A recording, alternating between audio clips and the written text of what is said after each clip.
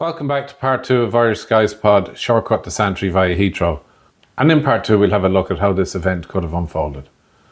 In part 1 we met Fiona Fogarty and Pat Campbell, who recalled the misadventure of Fiona's brother Neil, when a night out in Jet's nightclub unknowingly ended up in London Heathrow. Hiya, I'm Fiona Fogarty, and my youngest brother Neil was I think he actually was the very first person to become a stowaway on a plane in Ireland. He had gone out for a night. He had a skinful, let's put it that way. He had gone to Boot Inn, which is the Jet's nightclub as it was at the time. But apparently anyway, he went to come home and couldn't get a taxi. He took off walking to get home, and at some point he fell, and he said he rolled and he picked himself up. Anyway, he's seen a big box, he said, and I was so tired I climbed into it. And he woke up in Heathrow Airport the next morning. Well, hi, my name is Pat Campbell, and myself and Captain Ken Glynn were scheduled for this particular flight, due to depart at 5:15 and due to arrive in London just after 6 a.m. When I first came across this story, it was on the front page of the Sunday newspapers, as I was on a bus travelling from the Pike Bar in Lizavard to Páirc Uí Chaoimh for the Cork vs Dublin All-Ireland semi-final replay with my great pal Brendan Foley. Because in school Neil would have been called his official name of Edward by some teachers, I recognised who it was linked with the address. My very first thought was that Neil had somehow got onto the Iona ramp and crossed the airfield. However, at this stage I would eliminate Iona as a point of access for the following reasons. With the layout of the airport, Neil could have accessed runway 17 from the Iona ramp and taxiway. However, this would leave an individual in a highly intoxicated state to walk along runway 17, across runway 24, and then walk across the ramp from the A to the B piers and beyond to the cargo ramp undetected to where the igloos were packed. The pallets would have been packed at the cargo terminal and then brought to the aircraft for loading. Secondly, at Iona, as can be seen here, there was a large security gate attached to the Iona clubhouse.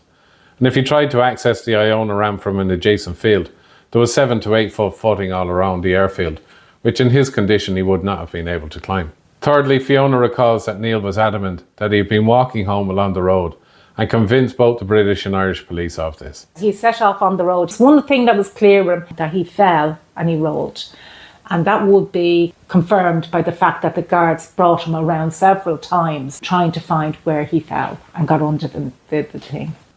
So the next option available to Neil was, upon leaving the Jet's car park, to turn north towards Sunol and then turn right at the 17 threshold towards Forest Little. Near the runway 24 threshold was the only place on the airfield where I remember there being low fencing, as illustrated in this photograph. However, Neil would have had to scramble up the embankment to the low fence, get across the fence, and then up a further embankment to the 24 threshold, across the entire ramp, from the hangars, past the fire station and their watch room, past the tower, and then again past the A and the B pier buildings to the cargo ramp. Additionally, as can be seen in the background of these photos, everywhere else in this area had the usual 7 to 8 foot fencing topped with barbed wire around it, and so it's highly unlikely that the breach occurred here, and so I'm eliminating the 24 threshold. Neil's last option was to turn south towards the Ballymun Road, and then along Collinstown Lane, past where the current mound is, and towards the road to Santry. Along this road to the east of the runway 35 threshold, there's a U-bend in the road that warrants examination. The dashed line indicates the old roadway into the airport before the original B pier building was built and the cargo ramp was expanded. Many of us of a particular age may remember the line of Aer Lingus Viscounts that were parked in this area awaiting sale or scrapping. At the top of the U-bend was this security gate, which as seen from the pictures shows how close the public road was to the cargo ramp. The pictures of the US Air Force aircraft were taken in 1984 when President Reagan was visiting Ireland, and the picture of the Japan Airlines aircraft was taken in 1985 when Crown Prince Akihito was on his state visit. What can also be seen is the concreted roadway, i.e. the old airport road, running from this security gate towards the cargo ramp. Did Neil fall into the hedge ditch alongside the security gate? Did the security fence reach to the bottom of the ditch? And if not, did Neil emerge on the air side of the fence as he came out of the ditch? And is this old roadway the tarmac that Neil saw after he took his tumble? The Air Tourist CL-44 is a regular on the cargo ramp, and in the zoomed in picture we can see a number of cargo igloos along the edge of the ramp. What we can also see is that apart from the security gate, is that the standard 7 to 8 foot fencing is in place right along the boundary. These photos of the Caravel and 737 shows the fencing right along Collinstown Lane near the Mound, and also on the northern side of the runway 35 threshold back towards the cottages. In the photo of Mrs. Ryan, the fencing seems very low and broken down. However, when we zoom into the background, we can see the concrete posts for the 7 to 8 foot fencing around the boundary.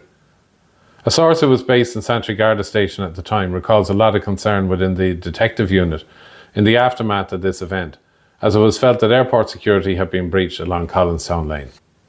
And so in my opinion, the hedge ditch beside the security gate is most likely the place that Neil inadvertently breached the airport security fence, walked along the old airport road, and for rest climbed into a cargo igloo that had been packed and was awaiting transfer over to the Shamrock 9160 bound for Heathrow that Saturday morning, with Neil blissfully unaware and asleep inside. I think in hindsight, this was an amusing incident, but clearly at the time it could have been very serious. We were at the height of the Troubles. Somebody had managed to get themselves on board an airplane which was heading for London. So you can imagine, a different fork in the road. Things might have been very much more serious. When I look back on my career, I suppose this is one of the ones that I put into the amusing at the time category.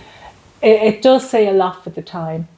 I think it also says a lot for the guards and the police at the time as well, and how well they worked with each other on different things. And not just that, but also how they were able to assess people. They're all dealing with criminal entities every day. They get to know who's a spoofer and who isn't. And I'm sure that had a part to play in it as well, their own assessment skills. There was an air of innocence about him, and he was a very likeable character, which wouldn't have hurt at all. So he had that kind of, personality that kind of gets away with a lot. He was just charming.